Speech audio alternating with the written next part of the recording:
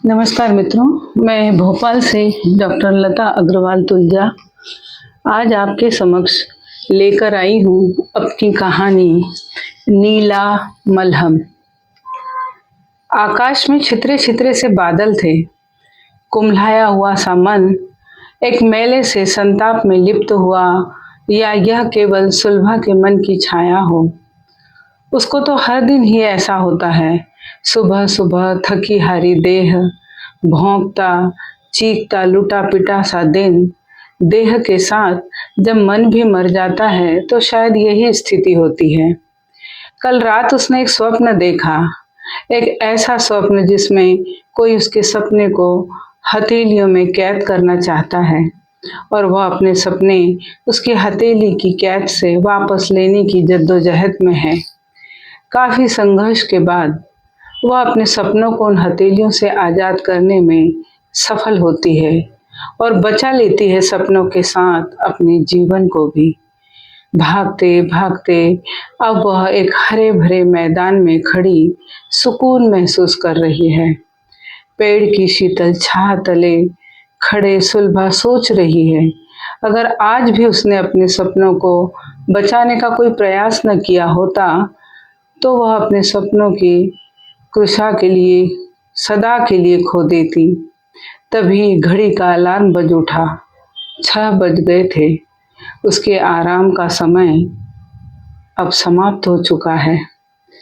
सुलभा, सुलभा! अखबार पढ़ते हुए सोमेश ने छत से ही पत्नी को आवाज लगाई। जी आई। रसोई में काम करती सुलभा हड़बड़ाहट में गैस को धीमा कर कमर से खुसा आंचल निकालकर कंधे पर डाल सरपट सीढ़ियां चढ़ते हुए सोच रही थी, अब क्या मुसीबत आ गई जो सुबह सुबह इतना शोर मचा रहे हैं। हर बात में नुक्ताचीनी निकालने की आदत है लाट साहब को। क्या हुआ? सुलभा ने करीब आ सहमते हुए पूछा। ये तुम्हारी तस्वीर है?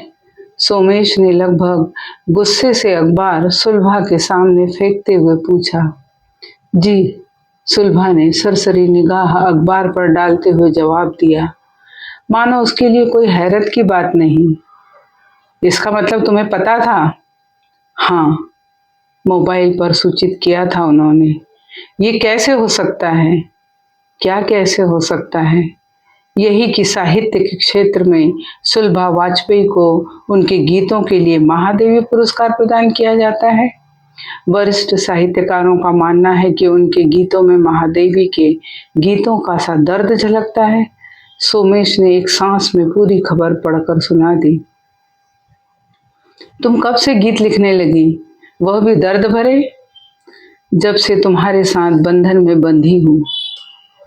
What you mean? जब से तुम्हारे साथ बंधन में बंधी हूँ। सीधे सवाल पूछ रहा हूँ, सीधा उत्तर दो।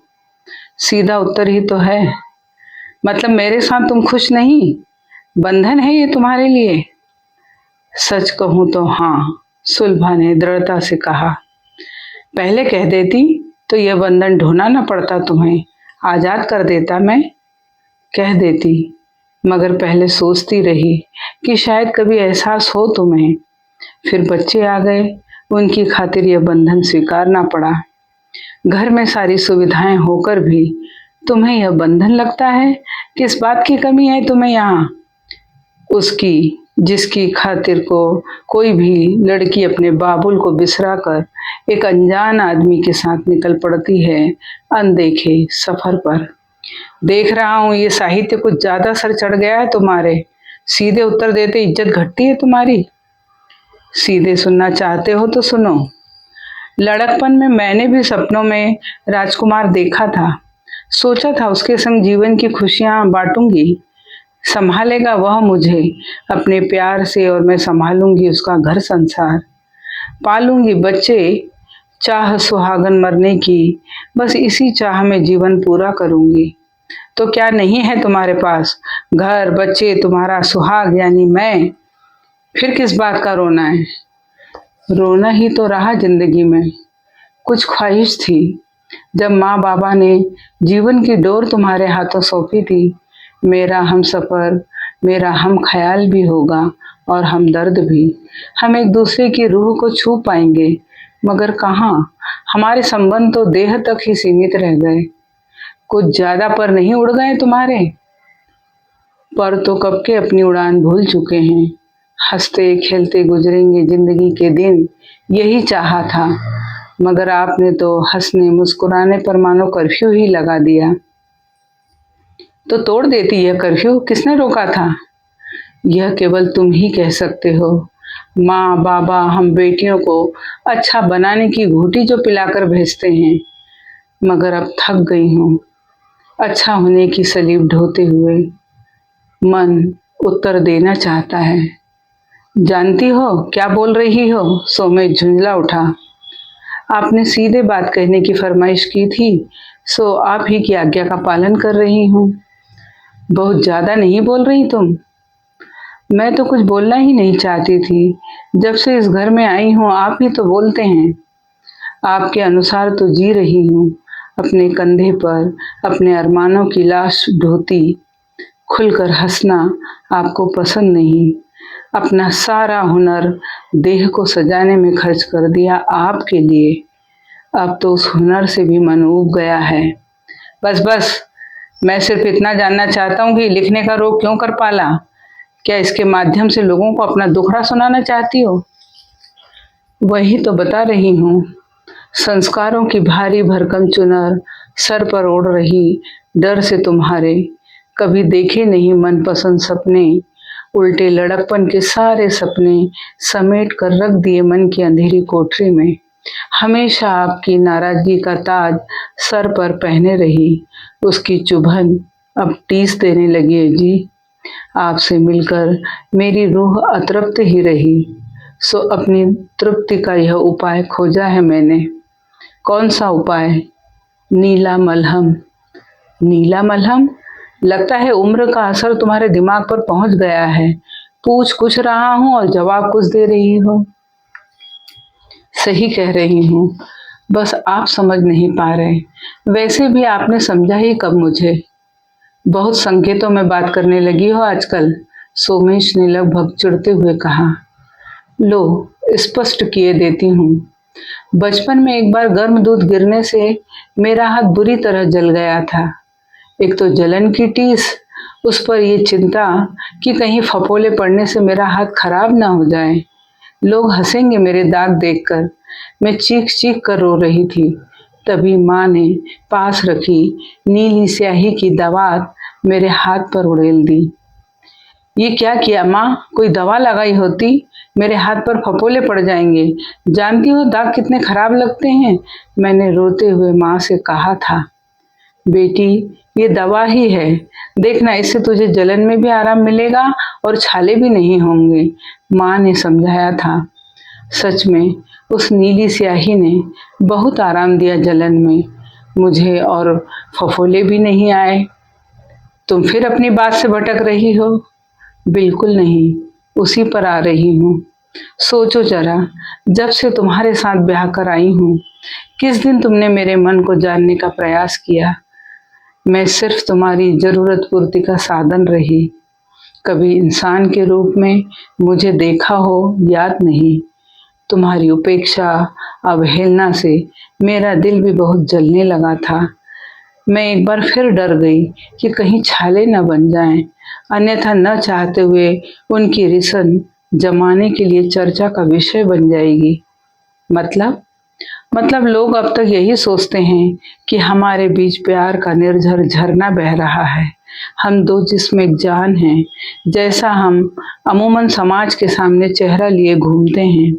कोई नहीं जानता हम नदी के दो किनारे हैं, जिसमें कहीं भीतर एक ज्वालामुखी भी रिस रहा है। बहुत तन्हा महसूस करती थी मैं तुम्हारे संग जुड़कर। कुछ ज्यादा ख्वाहिशें नहीं पाल रखी हैं तुमने? ख्वाहिशें पालना हक है हर इंसान का। फिर हर औरत की कुछ ख्वाहिशें, कुछ तमन्ना तो होती हैं, और जब उसे उन अधूरी अतृप्त कामनाओं के साथ जीना पड़ता है ना सोमेश, तब बहुत पीड़ा होती है। मैंने झेला है वह अकेलापन, जब तुम होकर भी मेरे संग नहीं होते थे। तकिए को अपना हमनवाज बना बांटती रही दुख दर्द अपने, उसकी गलबहियां कर भिगोती रही उसे आंसुओं से अपने। जानती थी कि मैं कोई अमृता नहीं जिसके लिए आसान हो कोई इमरोज का कंधा अपना दुख दर्द कहने को। तो यह रास्ता निकाला तुमने अपना गुबार निकालने का, क्या बुराई है इसमें? तुम समझ नहीं पाए मुझे कभी, न अब भी समझ पाओगे। ऐसे में मेरे सामने दो ही रास्ते थे, या तो अपने भीतर का लावा कहीं फ्लश में बहा दूं या किसी को सुनाकर हल्की हो जाऊं। मगर किसे सुनाती दिल का हाल? जब 7 फेरे का बंधन ही अपना न हुआ तो किसी से क्या अपेक्षा रखती? दूसरा कंधा यह, दूसरा रास्ता यह कि कोई और हमसफर, हम नवाज, हम दर्द तलाश लेती तो मेरा हम ख्याल भी होता। और यकीन मानिए सोमेश, कोई मिल भी जाता। कई बार मन भी हुआ खोज लूं कोई साथी जो मेरी भावनाओं को समझे, मुझे दिल से प्यार करे, जिसके कंधे पर सर रख मैं अपना बोझ हल्का कर सकूं। जिस तरह तुम लापरवाह हो मेरी ओर से, वैसे ही मैं भी बेपरवाह हो जाऊं आपकी ओर से। जी लूं अपना वर्तमान। मतलब अब तक तुम मुर्दा थी, अब जीना चाहती हो? हर रोज कोई मेरे भीतर चीख चीख कर पूछता है, तुम मृत हो? उठो, जागो। दरअसल वह मुझे जिंदा होने का एहसास दिलाता है।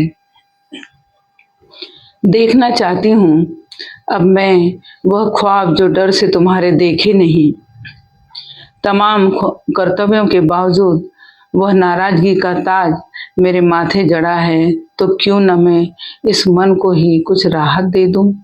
आंसुओं में अपना गम जाया करती, इससे तो बेहतर लगा मुझे कि इसे कागज पर उतार लूं।